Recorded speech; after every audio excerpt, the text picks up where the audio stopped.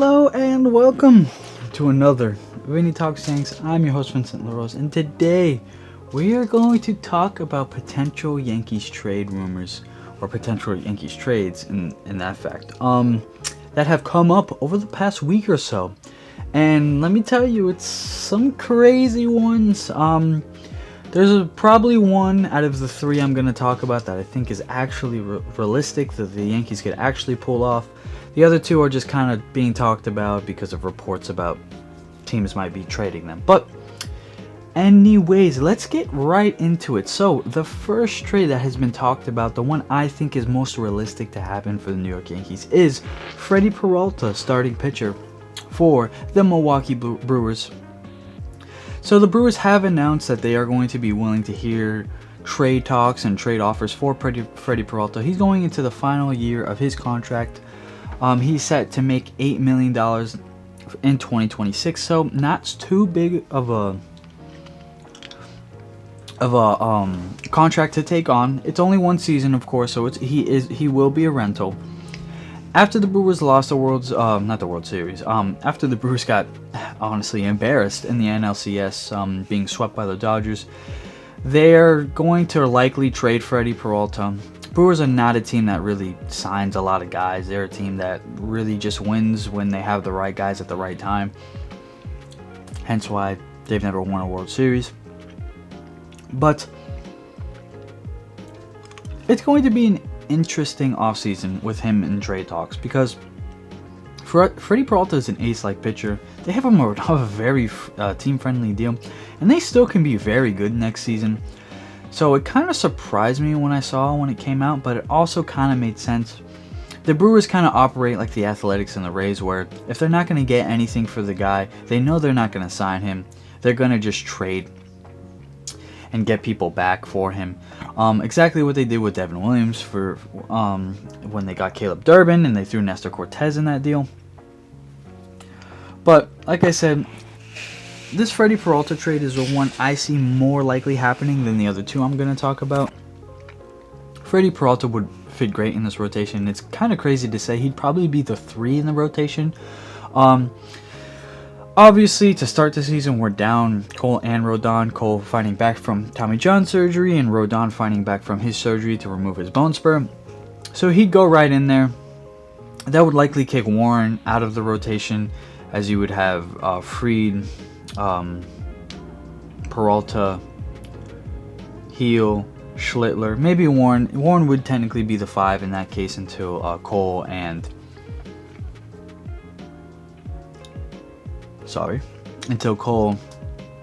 Rodon came back. Wow, I just had a brain fart. Until Cole and Rodon came back. So it's very likely this trade is at least talked about between the Brewers and the Yankees. I think the Yankees are going to at least attempt to trade for Peralta. Like I said, he'd fit well in our rotation, and after the DS, we definitely know we need more pitching, more high-quality pitching as well. I'd be intrigued to learn what those talks are about, because I'd wonder if the Yankees would try to get a guy from their bullpen as well. As we know, they just develop wonderful pitching out of Milwaukee. So I wonder if they try to throw a guy in there like that. And I wonder who the Yankees would give up for him. I don't think this is a scenario where we're talking top prospects. I think Jones and Lombard Jr. are probably off the board in this situation. I don't think they're going to be willing to trade either one of those guys for Peralta. I know Peralta is very good, and he is an ace-quality pitcher, but giving that up for an ace-quality pitcher that you're likely only going to have for one season, because the Yankees cannot have a $200 million payroll just on pitching, so they already have 3 big contracts in the starting rotation. So I doubt you sign him to an extension after trading for him. I think this would purely be a move based on like, hey, we want to win right now, and this is a guy we know we can win with right now. There is the history of injury with Peralta, so I see the worry in that. That's especially why I don't think Yankees give up any sort of top prospect. I don't think they desperately need a pitcher, so it would just have to be something the Yankees offer that the Brewers really like over whatever other teams are offering. But out of the three, I would say this is probably the most realistic of the three. So, with that being said, I don't think it necessarily happens, but I would be really excited if it did happen, and I do think it's a trade that can very possibly happen between the Yankees and the Brewers. So, that is my first trade. My second trade is for another pitcher. This is a little more unlikely, but not as unlikely as the last trade. But now this trade will be for Tarik Skubal. Tarik Skubal and the Detroit Tigers, as reported, were extremely far off in contract negotiations. Well, contract extension negotiations. It was said that they were $250 million apart, which makes me think Skubal wants like 400 plus million, which is nuts for a guy with 2 Tommy Johns, who is already 31 years old. But he is an absolutely dominant ace. He's probably going to win Cy Young again this season. So it is an interesting topic to talk about. Of course, with that being said, immediately the trade rumors came in. A bunch of reporters reported that, well, if they cannot agree on an extension, it's likely that the Tigers would trade him, whether that be in the offseason or whether that be at the trade deadline. I think it's more likely in the offseason. I think by the trade deadline, if the if the Tigers were still in it, they wouldn't trade him. And with the team they have, I think more than likely they'll still be in it. So I think it's going to be an off-season trade. So it's interesting. This is a scenario where I think the Yankees are going to have to give up top prospects. And again, I don't think the Yankees can really afford to have 4 guys making $25+ million a year. Especially, what the heck? Why my life do that? 4 guys in the rotation making $25+ million a year. I don't think it's possible. So again, that's where I don't think the Yankees actually pull the trigger on this trade, where the Tigers would be trading him for like a Jones or a Lombard Jr. or any other top prospects even. I think it's likely they're going to have to give up like a Rice or a Wells or something like that. Some guy, Wells obviously doesn't have as much value as Rice, but a lot of teams have been calling about Rice. So, maybe they pull a move where they trade him for Rice and they sign a Murakami, something like. I just don't see it happening, truthfully. I don't even think Skubal really does get traded. I think these are just probably reporter rumors stirring up because of what happened in those contract extension talks. It's super likely that they even agree on a contract extension. So I would be surprised if they didn't. Detroit isn't really a team that tends to not want to spend money. I think they've just been a little more modest the past couple of years because they didn't have as much talent on that team as they have in the past. So that is another trade that I think could be possible. Is it possible? Probably not. Does it happen? Probably not. I think other teams better suit the Tigers' needs than the Yankees. So it is a curious topic, but it's definitely a guy I at least want the Yankees to call and say, like, what's up? See, feel something out. See what the Tigers want. If it's not egregious, maybe go in. If it's a situation where you can talk them out of, Rice and Jones or maybe Lombard Jr., because you can't throw in more than one top prospect. And if you're giving up Rice, it better only be Rice, to be completely honest. But like I said, Rice is just an example. I don't think Rice is even in those trade talks. I don't think the Yankees are even willing to trade Rice, and they shouldn't be willing to trade Rice. So, again, those are more. That's another trade. I don't really know. I don't know. There's so many trades that are possible this offseason, and these are just 3 big ones I've heard over the past couple of weeks, read up on. And then, of course, the last one, I think the one we have heard more than anything, is the Bryce Harper trade proposal. So, it was reported by Joel Sherman a couple days ago that the Phillies are likely to trade Bryce Harper this offseason, or maybe not likely, but willing to trade Bryce Harper this offseason. And the reason it's linked to the Yankees so much is because Bryce Harper does have a full no trade clause.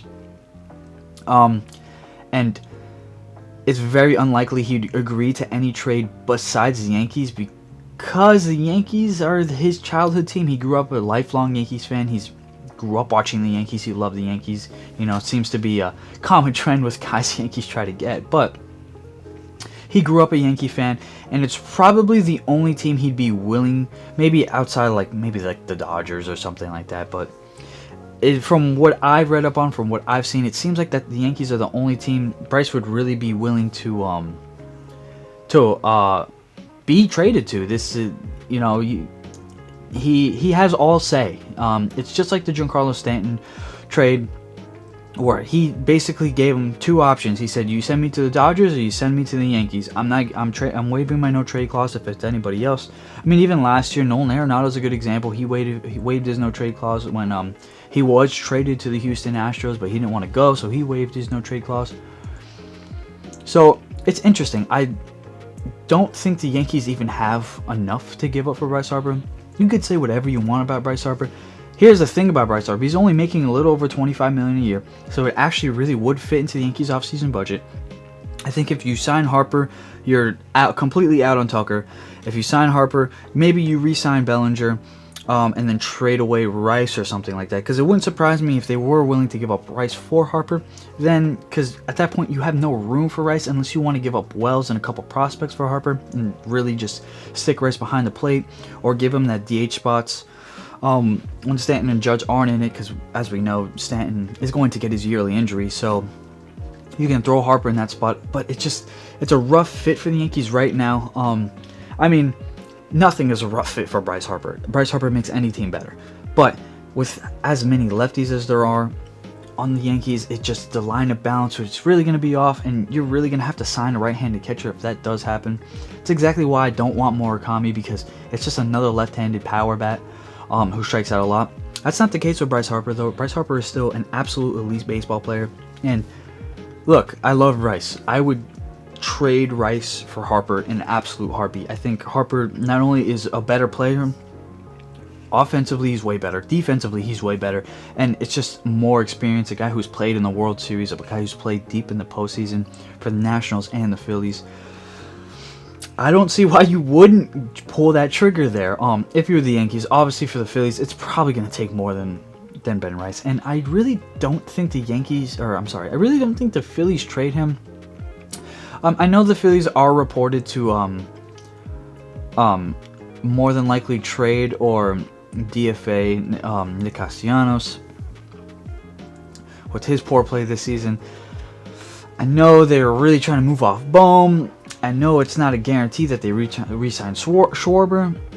So I think the Phillies are in that limbo spot right now where it really just depends on what's going on around them. If they do re-sign Schwarber, pick up another free agent, like it could go down to if they try to get Kyle Tucker and then they get Kyle Tucker, you wouldn't trade Bryce Harper at that point. You'd keep Bryce Harper. I think their free agency and their offseason really depends on it. So I do think if this trade were to happen, it'd be at a point where Tucker is already off the board. Schwarber has signed elsewhere. They have released Nicholas Castellanos, so traded him. They have traded away Alec Bohm. JT Realmuto decides not to re-sign. And, I know they're in a little bit of limbo with their pitching because Aaron Nola wasn't great this year. I know Zach Wheeler's had the problems with the blood clots. And I know they're still good with Ranger Suarez and Christopher Sanchez. Their rotation is still in a good spot. It really just depends. I think it depends more on the Phillies than the Yankees in this situation. I don't think the Phillies are in a spot right now to where they're going to just deconstruct their team and rebuild. That'd be really dumb. They're still a very good baseball team. They were one of the best teams in the NL. I know they were bad in the postseason, but they were still one of the better teams in the NL this year. So it would really surprise me if they did so. Also, this would strengthen the Mets, which I don't want to do, truthfully, but we shall see. But anyways, those were the three trades I've heard about most this week. Three trades that I've thought about the most, honestly. Again, I don't think they trade for more than one of these guys. It's going to be 1, 2, or 3. It's going to be Harper, Peralta, or Skubal. I think Peralta is the most likely. Although now that I talk about it, I'm dreaming about Bryce Harper. I'd love to have Bryce Harper in the Yankees, especially now that they don't have to shave their beards. Oh, Bryce Harper on the Yankees. He should have been a Yankee. I think that's what's so tough about this. Like, I want it to be possible, even though deep down inside I know it's so unlikely. Again, Skubal, I do like Skubal. I don't like extending Skubal, to be completely honest, which you might be like, oh, Vinny, you're crazy. He's going to win back-to-back Cy Youngs. Yeah, but I've talked to a lot of people, and they have kind of talked me out of Skubal only because he does have the 2 Tommy John surgeries. He does He is 31 years old. It's going to be tough. He's going to probably want an 8 to 10 year contract at the age he's at. You're going to be giving up a ton of guys for Skubal. And I think it's going to likely be a 1 year rental. So, it's so tough. It's so tough. I think at the end of the day, Freddy Peralta is the most likely of the three. He's a guy I really do feel like fits. He's a guy I think you don't have to give up our top prospects for, or anybody super crazy for your rental. I think he's just going to be a plain rental. I don't think we can extend him. We have so many guys now pitching-wise with Cole, Rodon, Fried. Schlittler emerged last year. Heel is still a guy I trust in the future. Warren is a guy that's going to have to come up eventually, or you're going to have to trade him. We have a lot of good pitching, starting pitching, but we definitely need to work on the bullpen. So that's why I said maybe one of these three trades, if you do get somebody out of it, Tiger's less likely than the other two, but maybe get a guy from the bullpen. If you do end up trading with either the Brewers or the Phillies, I don't think you really trade for anybody in the bullpen. On the Tiger side, I think if they trade Skubal, you're getting Skubal and you're giving up a bunch. The same thing with Harper, though. I think you do have to give up a lot for Harper, but I think you'd be able to throw a guy in the bullpen in that trade talk. But anyways, that's where I'm going to end it. So thank you for everybody watching on the YouTube side or listening to the podcast side. As we continue to grow, I continue to grow my appreciation for every one of you guys. I appreciate anybody following along. I know in the comments recently, a lot of people don't agree with what I say, and that's perfectly okay. Feel free to say whatever you want. I'm not here to argue. I'm not here to call anybody dumb or stupid or anything, although you guys love doing that. To me, I'm not going to do that. Sometimes I'm wrong, and I will completely admit it when I am wrong, when I go do a little bit deeper research than normal. But thank you, regardless of how you feel about me. And as always, I hope everybody has a wonderful day, night, morning, whatever it is. Go Yankees.